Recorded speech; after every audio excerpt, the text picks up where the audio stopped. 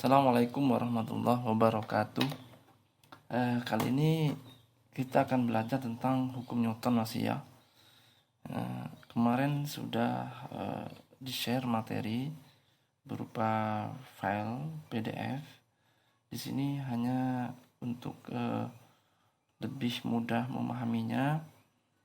Ya, karena butuh penjelasan saya kira untuk tentang hukum Newton ini. Sebelumnya kita harus tahu dulu tentang macam-macam gaya ya. Macam-macam gaya. Macam-macam gaya ini kalian harus tahu sebelum menganalisis komponen gaya-gaya pada sebuah sistem gitu ya. Gaya itu dibagi menjadi dua, yaitu gaya non kontak ya, dan gaya kontak. Apa gaya non kontak? Yaitu gaya yang terjadi tanpa harus bersentuhan. Jadi tidak ada persentuhan ya di antara kedua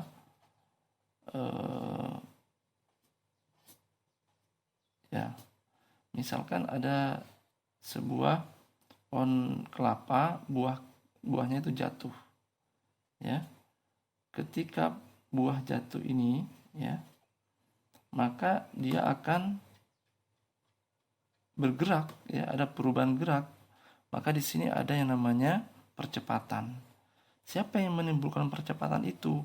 Pastilah ada gaya. Gaya apa? Yaitu gaya tarik bumi ya, atau kita sebutlah FB gitu ya. Gaya tarik bumi terhadap buah kelapa ini ya, yang arahnya menuju pusat bumi ya. Ini pusat bumi gitu ya. Jadi dia tanpa harus bersentuhan ya, tapi ada perubahan gerak, ada gaya yang terjadi di situ. Itu contohnya gaya non kontak.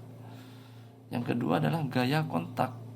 Berarti ada persentuhan antar keduanya.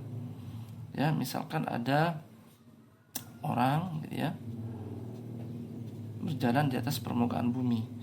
Seperti yang disampaikan pada non kontak ini, maka orang ini juga memiliki gaya berat gitu ya.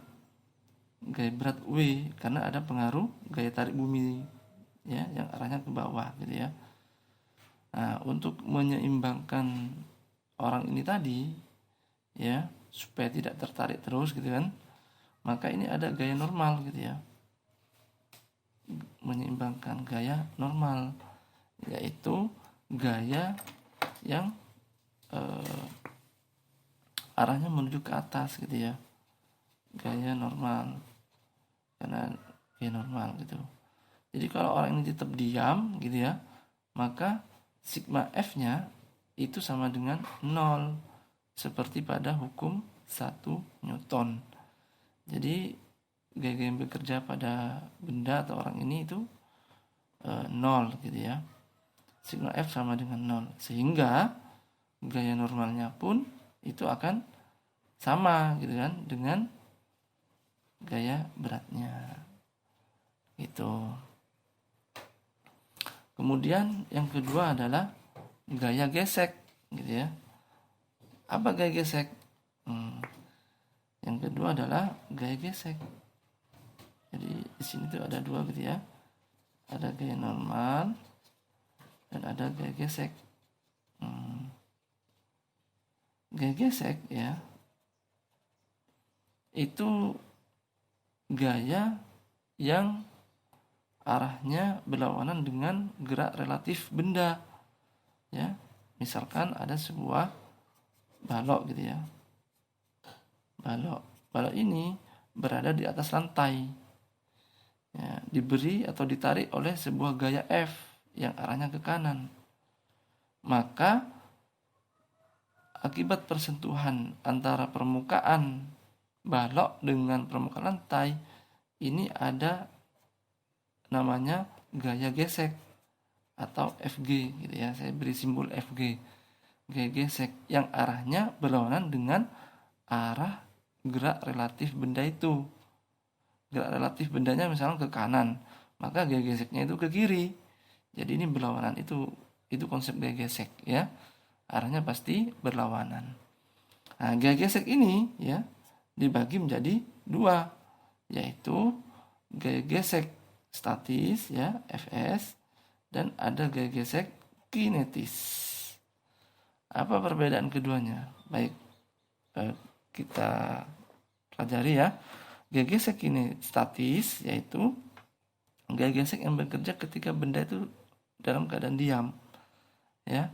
Nah, gaya gesek statis ini memiliki namanya μs, yaitu koefisien ya, koefisien gesekan statis gitu ya, μs, yaitu tingkat kekasaran antara permukaan tadi ini ya, permukaan balok dengan permukaan lantainya, μs.